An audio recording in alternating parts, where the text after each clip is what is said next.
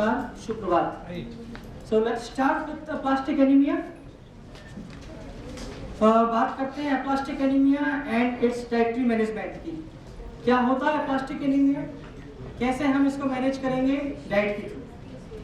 सबसे पहले तो aplastic anemia is a condition that occurs when body stops enough producing enough red blood cells. या फिर मैं यूँ कहूँ कि हमारा बोन मैरो, यहाँ तो सब साइंस के स्टूडेंट्स हैं, हमारा बोन मैरो जब रेड ब्लड सेल्स को प्रोड्यूस करना जितनी हमारे शरीर की जरूरत है उतना बंद कर दे तो कंडीशन क्रिएट हो जाएगी aplastic anemia।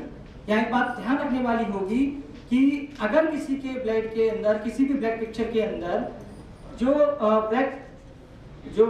उनके ब्लड पिक्चर के अंदर कहीं भी अगर हीमोग्लोबिन लेवल या प्लेटलेट लेवल कम आ रहा है तो हमें ये चीज़ देखना होगा कि कहीं कोई एक्सीडेंटल इंजरी तो नहीं है।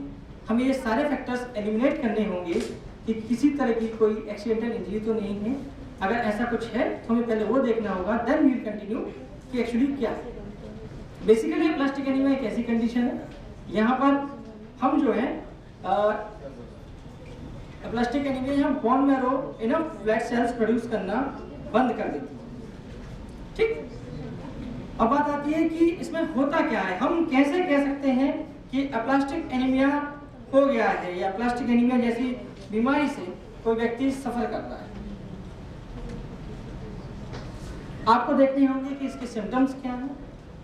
सबसे पहली चीज इसके सिम्टम आएंगे फटीगनेस, थकान हो जाएगी किसी व्यक्ति को, शॉर्टनेस ऑफ ब्रेथ, उसकी सांसें लेने में तकलीफ होगी या फिर प्रॉपरली ठीक से सांस नहीं ले पाएगा, जितनी वाइटल कैपेसिटी जरूरत है उतनी सांस नहीं ले पाएगा, बहुत जल्दी जल्दी सांसें लेगा, रैपिड और इरेगुलर हार्ट बीट, उसकी हार्ट बीट ठीक से नहीं चलेगी, पाल्पिटेशन फील होने लगा, हो सकता है उसको ऐसा लगे कि जैसे उसकी दिल की धड़कन उसे सुनाई दे रही है, हार्ट बीट बहुत फास्ट हो सकती है, पेल स्किन का कलर में पेलनेस आ जाएगी, फ्रीक्वेंट और प्रोलॉन्ग्ड इन्फेक्शन, किसी तरह का इन्फेक्शन जो चल रहा है और बहुत लंबे समय तक चलता जाए, अनएक्सप्लेन्ड और इजी ब्रूजिंग, किसी तरह की भी निशान शरीर पर पड़ने लगेंगे जिनका कारण, जिसका कॉज हम पता ना कर पाए।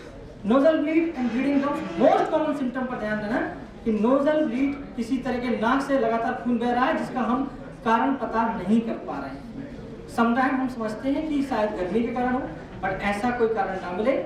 ब्लीडिंग गम्स उसके दांतों से हो जाए, पर क्यों कहूँ कि रेडिश रैशेस शुरू हो तो आगे चल के धीरे धीरे ब्राउनिश और ब्लैकिश में कन्वर्ट हो जाए, डिजीनेस, उसे चक्कर आने लगे, उसे हेडेक लगातार बना रहे, कंसिस्टेंट फीवर भी, ये सारे सिम्टम हैं जिन्हें देखकर हमें ये ध्यान रखना चाहिए कि हो सकता है कि एक व्यक्ति को aplastic anemia की संभावना हो और हमें उसके फर्दर इन्वेस्टिगेशन के लिए आगे कंटिन्यू करना चाहिए। पहला इन्वेस्टिगेशन CBC के साथ जाएंगे, then we continue with bone marrow biopsy if required. कारण क्या हो सकते हैं, आखिरकार ऐसा क्यों कि एक व्यक्ति के अंदर aplastic anemia डेवलप हो सकता है। रेडिएशन थेरेपी, कीमोथेरेपी, लगातार कुछ लोग कहते हैं कि किसी भी बीमारी, कैंसर कंडीशंस के लिए उनको रेडिएशन थेरेपी लेना पड़ जाए या कीमोथेरेपी लेना पड़ जाए, तो ये कारण हो सकता है aplastic anemia का। एक्सपोजर टू टॉक्सिक केमिकल्स, कुछ केमिकल एजेंट्स के लिए एक्सपोज होना, यूज ऑफ सर्टेन ड्रग्स, कुछ ऐसे ड्रग्स जो लगातार हम ले रहे हैं, किसी भी बीमारी के लिए कंसिस्टेंट दवाई लगातार ले रहे हैं, उसके साइड इफेक्ट हो सकते हैं। ऑटोइम्यून डिसऑर्डर, कुछ autoimmune disorder with high dose radiation और कीमोथेरेपी फॉर कैंसर, कैंसर के लिए यूज होने वाले ट्रीटमेंट्स, हाई डोज कीमोथेरेपी का यूज होना, लगातार रेडिएशन थेरेपी लेना एक रिस्क फैक्टर है। एक्सपोजर टू टॉक्सिक केमिकल्स, कुछ टॉक्सिक केमिकल्स के लिए लगातार एक्सपोज होना, use of some prescription drug like chloramphenicol which is used to treatment of bacterial infection and gold compounds used to treat rheumatoid arthritis, मतलब कि किसी भी तरह के आर्थराइटिक प्रॉब्लम या ऐसी चीजों के लिए कोई ड्रग का यूज करना। Certain blood diseases, autoimmune disorder and serious infections.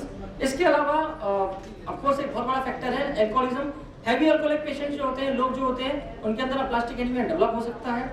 कभी कभार सम लाइफस्टाइल डिसऑर्डर्स में आ जाता है, आपके असिस्टेंट कोई हम स्किन की प्रॉब्लम हो गई, वो कॉज कर सकती है, उनकी दवाइयाँ खा रहे हैं तो एक फैक्टर हो सकता है। ये सब कारण है कि aplastic anemia के कुछ रिस्क फैक्टर्स। सवाल ये है कि हम आखिरकार aplastic anemia को कंट्रोल या क्योर करेंगे कैसे। मैं बात करूंगा यहाँ पर डाइट की सिर्फ। पहला मुद्दा यह है कि डाइट होती क्या है, न्यूट्रिशन या डाइट है क्या। The science of diet, the food and nutrients, their action in digestion and balance in relationship to health and disease। एक ऐसी विज्ञान जो कि न्यूट्रिएंट्स के बारे में, जो कि उनके न्यूट्रिएंट्स के एक्शन के बारे में, वो डाइजेस्ट कैसे होते हैं शरीर के अंदर, शरीर में उनका एब्जॉर्प्शन कैसे होता है, शरीर को यूटिलाइज कैसे करता है, उनके बारे में जानकारी दे, उनके बारे में बताए। That's nutrition. The process by which the organism digest, absorb and transport the nutrients। Digestion और एब्जॉर्प्शन के बाद वो सारे न्यूट्रिएंट्स शरीर के अंदर जहाँ जरूरत है वहाँ तक ट्रांसपोर्ट कैसे हो रहे हैं, वहाँ तक पहुँच कैसे रहे हैं, ये हम बात करते हैं न्यूट्रिशन में या डाइट। फिर एक और चीज़ है, न्यूट्रिशन हमारे डाइटेटिक्स ये एक सिद्धांत फॉलो करता है कि एक व्यक्ति को हमेशा बैलेंस्ड डाइट पर फोकस करना चाहिए। बैलेंस्ड डाइट क्या होती है? बैलेंस्ड डाइट यानी कि वो डाइट, या मैं कहूँ कि संतुलित आहार। यहाँ जो हमारे रिक्वायर्ड मटेरियल हैं, जो रिक्वायर्ड चीज़ें हैं, जैसे carbohydrate, fat, protein, vitamin, minerals और पानी और अदर, ऑफ कोर्स इसमें एक चीज़ और जुड़ गई है, वो है डाइटरी फाइबर। ये सारी चीज़ें हमें जब पर्याप्त मात्रा में मिले तो हम कहते हैं कि वो बैलेंस डाइट है। जब ये सारी चीज़ें हमें पर्याप्त मात्रा में हमारे शरीर को मिलेंगी तो शरीर का बैलेंस बना रहेगा, शरीर के अंदर किसी तरह का दोष डेवलप नहीं होगा और किसी तरह की बीमारी भी डेवलप नहीं होगी। ऑफ कोर्स इन सब चीज़ों के साथ हमें योग, प्राणायाम और जीवन जीने के सिद्धांत है उनको फॉलो करने रहेंगे, तभी हम शरीर को स्वस्थ रखेंगे। फिर आता है कि हमारे शरीर के लिए न्यूट्रिशन रिक्वायरमेंट क्या होती है। क्या हमारे शरीर के लिए जो न्यूट्रिशन, हमारी जो खान पान की आवश्यकता है पर डे या कितनी जरूरत है। इससे बात करूं, एक व्यक्ति, एक नॉर्मल एडल्ट, मैं आज हमारे ग्रुप की बात करता हूं जो ना तो सेडेंटरी वर्कर है और ना ही बहुत हैवी वर्कर है, हम बीच में आते हैं। हम थोड़े बहुत चलना फिरना भी रहता है, सेडेंटरी और उसकी बात मॉडिफाई कर दूं, हम मॉडरेट वर्कर में हैं। ना तो हमें बहुत ज़्यादा चलना फिरना और ना ही जाके बहुत गंभीर काम नहीं। ऑफकोर्स हमारी जॉब, हमारा जो लाइफ है वो इस तरह की है कि हम मॉडरेट वर्कर में आएंगे। उनकी मैं बात कर रहा हूँ, हमारी रिक्वायरमेंट होती है लगभग 2000 किलो कैलोरी ऑफ एनर्जी रोज एक एडल्ट, जिसके अंदर तकरीबन 50 ग्राम से 60 ग्राम प्रोटीन होना चाहिए, तकरीबन 70 ग्राम के आसपास फैट की आवश्यकता होती है। हमें सैचुरेटेड फैटी एसिड्स 24 ग्राम की जरूरत होती है। कार्बोहाइड्रेट हमें पर डे 310 ग्राम के आसपास लेना चाहिए।